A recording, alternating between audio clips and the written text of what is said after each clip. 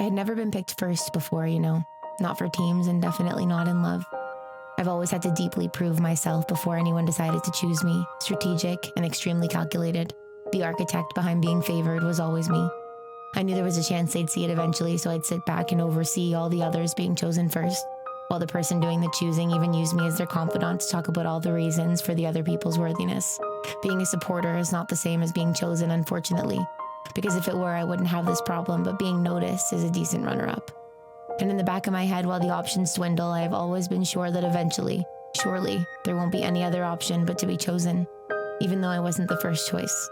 But the thing about always having been the visionary in regard to the waiting game, pointing out all my greatest virtues subtly and over time, it really does throw you off your tracks when eventually someone comes along and chooses you first. It almost makes you so uncomfortable you want to tell them you're actually going to sit this one out. It makes you wonder if you'd have had to wait this long if you hadn't been so focused on trying to be so convincing. If you'd have just been yourself all along. Because eventually in a line of people, you will be the only logical decision. The only one that makes sense, the very first. The only choice.